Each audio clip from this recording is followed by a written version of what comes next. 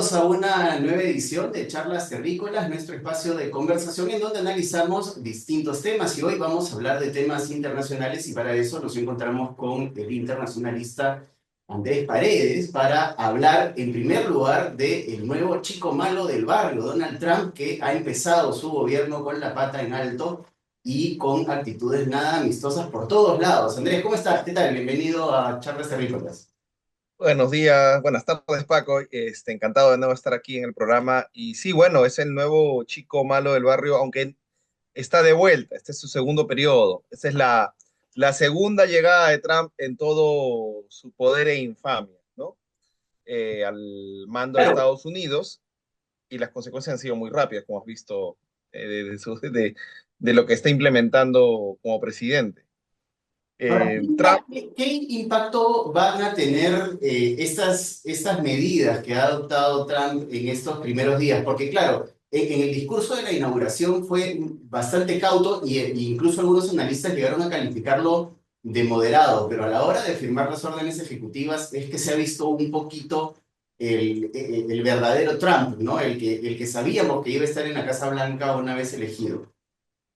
Ahora, yo discreparía de quienes lo han visto como moderado en el discurso de inauguración, que de por sí ha sido ya muy preocupante, y más preocupante todo lo que pasó en el resto de ese día y los del resto de días, ¿no? Es decir, esa firma de una serie de decretos ejecutivos, usando al máximo el poder que la Constitución norteamericana le permite al presidente, incluso para firmar cosas inconstitucionales, como por ejemplo el retirar la nacionalidad a los norteamericanos que nacen en territorio suelo de Estados Unidos.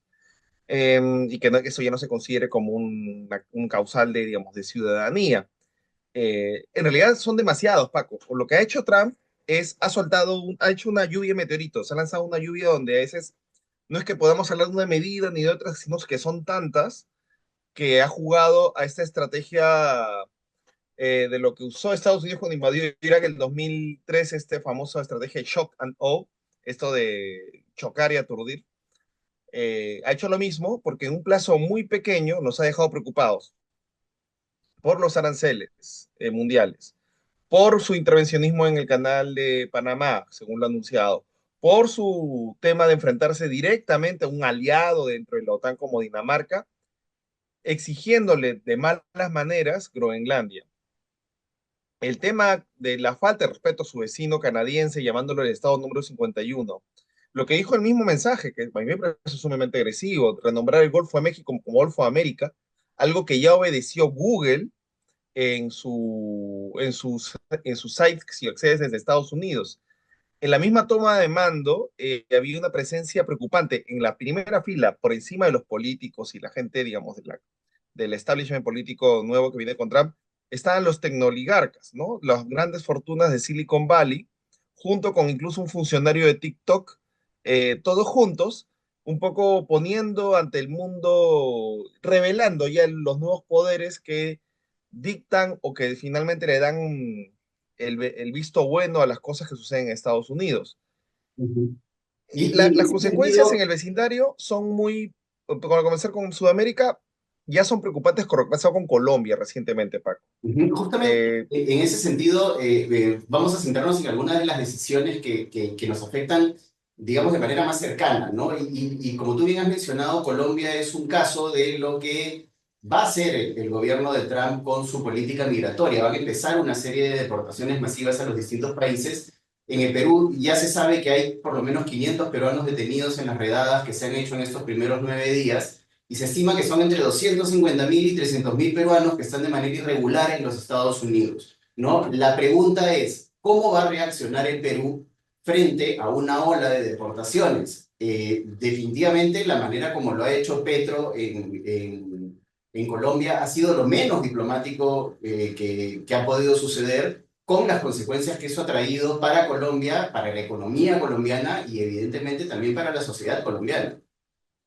sí, respecto a ello, estamos en un momento muy delicado en la región para responder actitudes que pueden ser abusivas por parte del gobierno norteamericano, ¿no? Es decir, a ver, por un lado, sí es decisión soberana de Estados Unidos deportar a los inmigrantes ilegales que ingresan en su territorio. Eso es tema que si bien ha tenido una controversia interna en Estados Unidos por la forma en que se puede hacer estas deportaciones o por las necesidades de los mismos migrantes que buscan un mejor futuro, es una prerrogativa que ya de por sí en Estados Unidos está generando reportes de, por ejemplo, negocios que ya no funcionan porque los inmigrantes ilegales no quieren ir a trabajar, cosas donde la mano de obra del inmigrante ilegal o legal, pero que está temiendo porque la migra lo agarre, el ICE, ¿no? De Estados Unidos, que lo agarren y lo confundan con un ilegal, hace que se restrinja, ¿no? O gente que estaba en proceso de regularización también, porque hay un montón de condiciones por las cuales ahora puede ser deportado a Estados Unidos.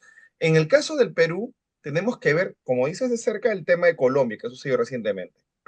Los primeros vuelos con deportados han llegado en unas situaciones lamentables, ¿no? O sea, que le falta respeto a su dignidad humana, parece que el avión no tenía aire acondicionado, entonces viajar a horas así en un vuelo así es muy desagradable, esposados. Que también se ha hecho otra, ojo, no es la primera vez que se hace esto, ya desde la época de Biden también vienen vuelos deportados, pero se ha hecho como una especie de cachetada en la cara, ¿no? La respuesta de Petro es justamente lo que no tenemos que, es la mala forma de responder a una situación delicada. ¿Y qué pasa? Tenemos que ver esto como que ha entrado un bully en el salón, ¿no? Estados Unidos, bajo el mando de Trump quiere emplear el poder que tiene Estados Unidos, económico, militar, etcétera, cultural, diplomático, de una manera directa, pero a la vez patanesca. La palabra es patanesca, es decir, no solamente te propongo algo, sino te doy la cachetada en la cara y tienes que rendirte porque soy más poderoso que tú y aceptas mis condiciones o te ves sometido a las consecuencias de mi fuerza bruta. Y ante ello, hay que manejarse de una manera más astuta. Por ejemplo, Petro es conocido, no es la primera vez que lo hace, por tener un estilo de gobierno personalista, estridente y que ha causado problemas diplomáticos a su país, también con los nuestros, ¿no? Con el tema de Dina Boluarte, Petro no reconoció, por más que Dina sea impopular, que tenga todos estos problemas y sea una persona que todos estamos esperando, creo que es uno de los pocos consensos, pero que estamos esperando que ya llegue el fin de su mandato, si no es el 2026, antes, quién sabe, es legítima. Y Petro no reconocía la legitimidad de Dina Boluarte y más bien apañaba el golpe de Estado que había dado Pedro Castillo por un tema ideológico. Y en este tema ideológico, al comienzo, cuando ha respondido a esta primera medida de Trump insultante para la dignidad colombiana, lo hizo, parece, no como si fuera un presidente, sino como si fuera un troll rabioso de Twitter. Y su parrafada extensa, que le permite obviamente la cuenta verificada que tiene por su cargo de presidente, fue un vómito de una mezcla de trova, lugares comunes de la izquierda sesentera y cosas un poco inflamadas eh, y absurdas y perjudiciales para sus propias relaciones exteriores. Tan terrible fue digamos, esta respuesta de Petro, que Estados Unidos directamente amenazó con una serie mayor de aranceles y de amenazas a la economía colombiana, y los intereses económicos de Colombia y su propio cuerpo diplomático, viendo con horror cómo había respondido antes que nada, sin ningún filtro previo, Petro desde su celular, yo siempre creo, tengo la teoría que no tengo pruebas, pero tampoco dudas que lo hacía con un par de tanganazos de ron, porque floro, pues vamos a ponernos prosaicos, floro de borracho con acceso a un Asado, teclado, ¿no? ¿no? Asado.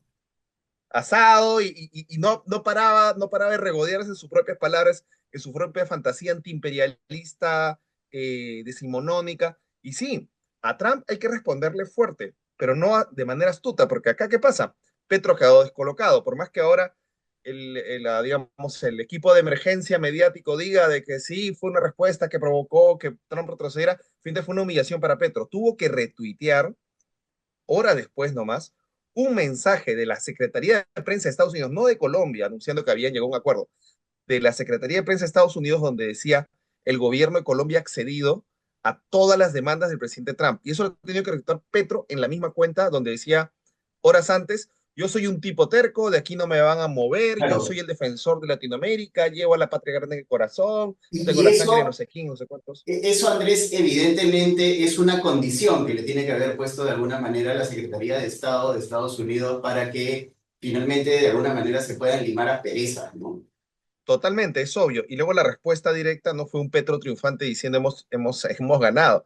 Fueron el equipo preocupado. Yo les extiendo mis condolencias a la diplomacia colombiana que tuvieron que arreglar el entuerto rápidamente para no perjudicar a su país en un contexto donde Estados Unidos tenía la sartén por el mango, hablando sobre que se había llegado a un acuerdo, la diplomacia colombiana tuvo que moverse aceleradamente. Son estas cosas que se tienen que resolver por los cauces adecuados, sobre todo con un estilo tan personalista, agresivo y patanesco como el de Trump, se tiene que tratar diciéndole, trata con nuestro departamento encargado de niños malcriados, ¿no? Y que la diplomacia sabe cómo respirar, redactar comunicado acorde que no te dejen offside.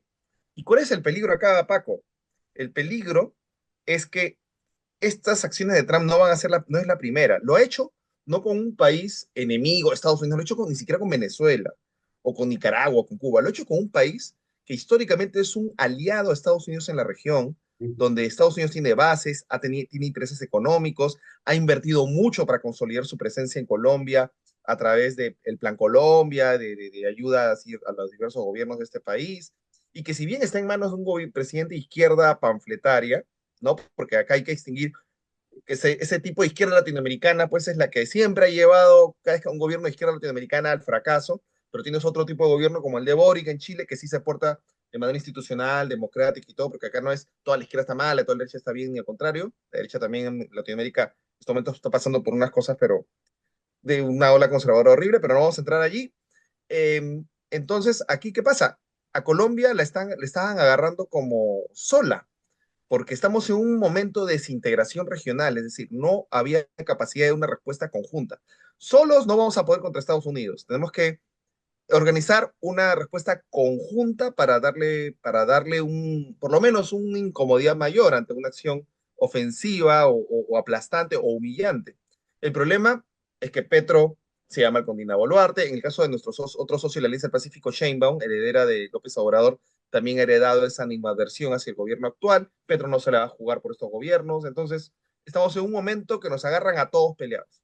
Ujú. Ahora, centrémonos en lo que va a pasar en el país, porque las deportaciones masivas tienen varios efectos, evidentemente, que van más allá de lo diplomático. Van a haber efectos sociales, van a haber efectos económicos, en fin, primero porque existe el potencial riesgo de que 300.000 peruanos regresen al territorio nacional sin querer hacerlo. No, esos 300.000 peruanos regresan sin los recursos o sin el patrimonio que han generado en esos años en los que han estado trabajando, ¿no? Ganándose una mejor vida, pero que han estado ilegales. Y adicionalmente se corta el recurso de las remesas, que también es un buen porcentaje de los ingresos de muchas familias. Entonces, la pregunta es, ¿qué tendríamos que hacer como país para prepararnos? Porque vamos a tener que abrirles las puertas a nuestros compatriotas, ni modo que no los dejemos entrar, ¿no? Eso sería una locura.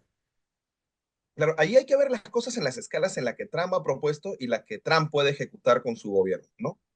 Porque una cosa es proponer deportar a todos los inmigrantes ilegales y otra cosa es la capacidad para hacerlo, que son millones, con vuelos rentados y lo que quieras. Esos 300.000 calculados o 350.000 peruanos ilegales en Estados Unidos no van a llegar todos acá al país. Probablemente, si es que tiene una buena logística, Estados Unidos logra deportar a 50.000. Y esto, si es que le va muy bien en el tema de deportación, vuelos, logística y todo, porque nosotros son peruanos, pero aparte Perú no es el país latinoamericano que tiene mayor cantidad de ilegales, hay salvadoreños, hondureños, cubanos, mexicanos, especialmente venezolanos, colombianos, ¡pum! Un montón de nacionalidades, solo contando a Latinoamérica, también hay inmigrantes ilegales que han llegado, han cruzado la frontera de Estados Unidos por el sur, pero del África, de Asia, de otras partes. Entonces, la inmigración ilegal es un fenómeno enorme en Estados Unidos, que se ha tenido que tratar delicadamente y que Trump lo está tratando como un elefante en la cristalería, como es su estilo, ¿no? Y para el Perú, eso significaría, nosotros tenemos que manejar esto de una manera tranquila. Tenemos que ver que para que ejecute Estados Unidos esta deportación sin precedentes en la historia, le va a costar mucho. Y además hay que confiar en que tiene, o sea, a pesar de que hay muchos funcionarios eficientes en Estados Unidos, está manejando el mando norteamericano, Trump, con un equipo de gente que en algunos casos es un poco inepta. Entonces, ahorita estamos viendo el Estados Unidos más o menos funcional, institucional de los anteriores gobiernos, demócratas y republicanos. En este momento está llegando este gobierno de Donald Trump que va a deteriorar la eficiencia de su gobierno. Es más, le está cortando presupuesto a muchas salas de su gobierno. Eso va a tener un efecto cascada. Entonces, las remesas, no es una parte que nuestras remesas vienen de la inmigración legal que está en Estados Unidos. Y de la inmigración ilegal probablemente se corte, qué sé yo, en el mejor de los casos para Trump, digamos que logre un 30% de su meta de deportar 30% ilegales, hablaríamos de un 30% de las remesas totales que tampoco significan para el Perú una gran parte de su economía, como sí significa, por ejemplo, para El Salvador o países más pequeños.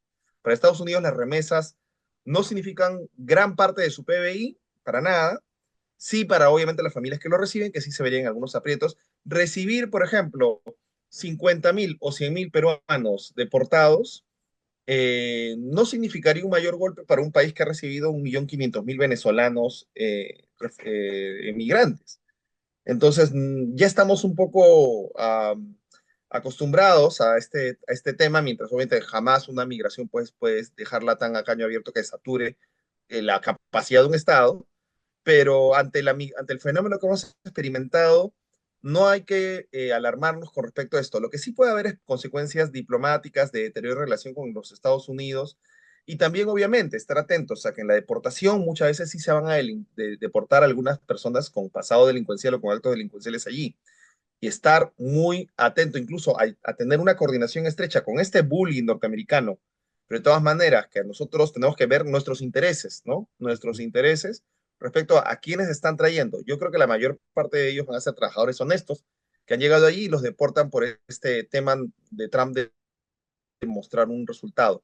Pero pueden haber personas también que son deportadas por una razón penal y a ellos hay que tenerlos vigilados, en un trato para ver si no, acá no estamos regresando gente que no querríamos, que sería que sido una fortuna no tenerlos en el país, ¿no? Pero esos son muy pocos, la mayoría son trabajadores. Es más, el peruano no tiene fama allí en Estados Unidos de pertenecer ni de ser estigmatizado, ¿no? Como parte de los delincuentes a los cuales, pues, en otros países se estigmatiza toda la cual grupo. Hablemos Así que del otro la tema, calma ahí. sí, Andrés, hablemos del otro tema que también nos convocaba, la visita oficial que está haciendo Edmundo González, presidente electo de Venezuela, pero que, por la razón que todos sabemos, no ha podido tomar el poder en Venezuela, ¿no? Digamos, ¿qué peso tiene la visita de Edmundo González, sobre todo a una presidenta que es prácticamente un margen de error, ¿no? Tiene 3% de aprobación y no creo que le haga mucha bulla o le infle mucho el apoyo internacional a un gobierno tan débil como el de Dina Boluarte. No, es más, no tiene con qué inflar, porque estamos hablando de un encuentro entre un presidente legítimo, o sea, es un presidente legítimo como Edmundo González, pero sin poder, o sea, no ejerce, o sea, ha sido desplazado del poder. En esos momentos la dictadura venezolana ejerce un poder directo de facto con Nicolás Maduro y su camarilla de narcoautoritarios. Y en el caso del encuentro entre un presidente sin poder, un simbólico, con una presidenta que sí es legítima, pero que su poder popular es nulo, llegando, como dices, al margen de error, es un encuentro de pesos ligeros, que no ayuda ni a la causa venezolana, salvo para un poco. ¿Para qué ayuda? Ojo, no digo que sea inútil esto, ¿no? Estamos recibiendo un presidente que el Perú ha reconocido con todo derecho como legítimo de Venezuela. Actuamos a nivel diplomático concorde a ellos, o sea, somos consecuentes y le damos un tratamiento de jefe de Estado. Y por lo tanto es lo máximo que puede ser el Perú en estas circunstancias. Ha pasado lo mismo antes, tenemos el antecedente de Juan Guaidó, reconocido por la mayor parte de la comunidad internacional, en un momento donde la comunidad internacional tenía un consenso mayor para oponerse a la autocracia de Venezuela, a la dictadura de Venezuela, que ahora. Venezuela ahora tiene países que se comportan de manera ambigua, como Colombia, ¿no? A veces condenando, pero también apaciguando algunas cosas. Brasil, que sí, a nivel declarativo, ha hecho varias condenas del régimen venezolano, pero que en la práctica no ejerce una presión pues, aplastante ni asfixiante sobre Venezuela. México, cuyo presidente López Obrador casi se mordía la lengua para felicitar a Maduro por su victoria fraudulenta, y Sheinbaum, que lamentablemente no representa ningún cambio político al respecto. Y es más, el mismo Trump. Hemos visto que Trump llegó al poder y todo el mundo pensaba, Trump va a atacar a la dictadura venezolana. Se ha ocupado de atacar a sus países aliados, a Panamá, a Colombia, a sus vecinos mexicano y colombiano, que son democracias, mexicano y canadiense, y también el colombiano, a Dinamarca en Europa. Entonces, bajo ese contexto, si antes con más presión Venezuela no ha cedido, en esos momentos, lamentablemente, y lamentablemente lo escucharán algunos amigos venezolanos, quizá lo que estoy diciendo, pero se ha consolidado el régimen dictatorial. Tendría que pasar una cosa que no va a pasar por los canales de internacionales, ni una negociación. Algunos expertos confían en un canal diplomático donde se haga una salida para la dictadura venezolana, pero la dictadura venezolana no tiene por qué salir, está totalmente en poder, no tiene nada que negociar. Allí es muy probable que, salvo que suceda un episodio violento con las cabezas del régimen, eso se prolongue durante mucho tiempo. Lo que estamos haciendo, obviamente, es lo que podemos hacer, recibir al presidente. Lamentablemente, no le hacemos un gran favor al que cuando la recibe, pues, nuestra presidenta Dina Boluarte, tan responsable de tantas cosas, ¿no? Y tan impopular, simplemente es un gesto que es necesario, obviamente, dentro de las relaciones exteriores, diplomático, pero de un peso, pues, casi en gravedad cero. Andrés, antes de cerrar, nos quedan 5 minutos de tiempo y yo quería preguntarte, y probablemente sea la pregunta más difícil en tan poco tiempo. ¿Estamos cayendo en un nuevo fascismo? ¿Estamos regresando a ese fascismo de hace 80 años con líderes como Trump y sus aliados, Elon Musk, que terminan haciendo ahí saluditos que son fascistas, pero dicen que no son fascistas y tratan de justificarse, tratan de justificar básicamente lo injustificable? Hay simpatías filofascistas, ¿no? O sea, Estados Unidos todavía no es un fascismo porque es un país democrático. Entre Trump y parte de su camarilla más que fascistas, sí, hay algunos fascistas de verdad, ojo, ¿ah? Mira, por ejemplo, Musk ha hecho el saludo, no sé si censuran o te desmonetizan esto, el programa, no por decir la palabra con N-A-I-Z-I, ¿no? ¿O qué se puede decir? Del pintor austriaco, ¿ya? Aunque él no es de esa ideología, sí se ha acercado peligrosamente a ello. Es un signo de una deriva hacia el fascismo.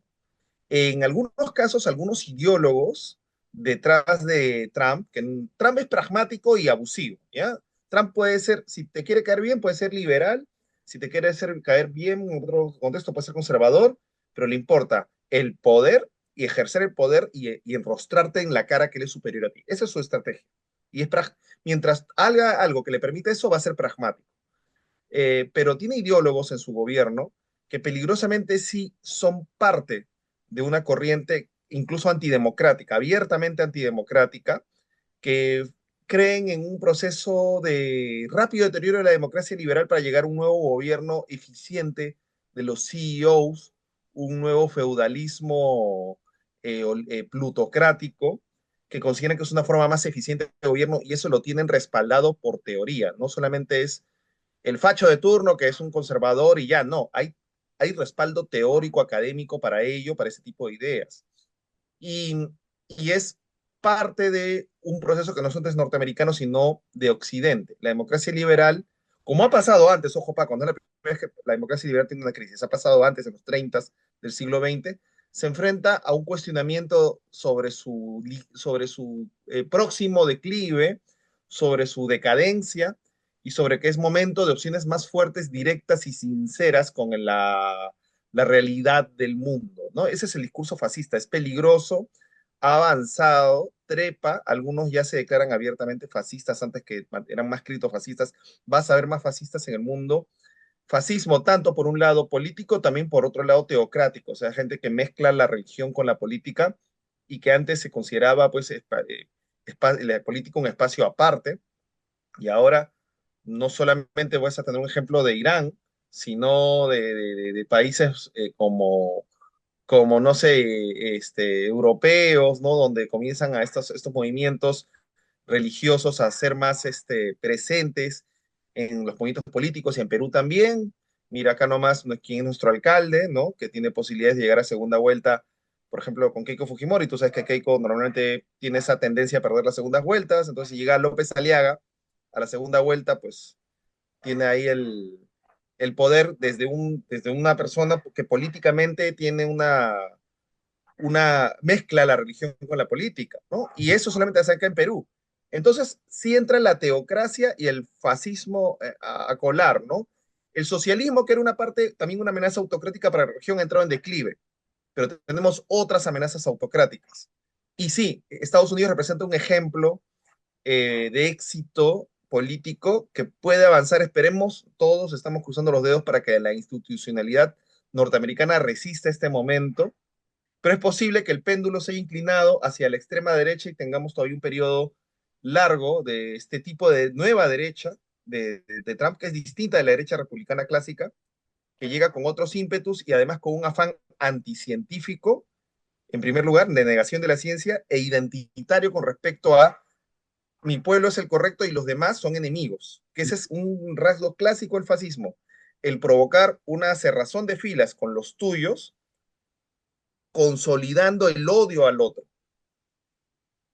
Así es. Muchas gracias, Andrés, por haber estado con nosotros en Charlas Terrícolas, así del internacionalista Andrés Paredes, con quien hemos conversado sobre distintos temas de coyuntura internacional, pero que directamente afectan también a nuestro país. Muchas gracias por haber estado del otro lado de la pantalla en esta edición de Charlas Terrícolas. Como siempre, los invitamos a suscribirse a nuestro canal en YouTube, @Paco Flores, y ahí encontrarán todo el contenido como Charlas Terrícolas, ojo con este dato, y también nuestro noticiero diario Buenos días, terrícolas. Nos encontramos en una próxima edición. Hasta pronto.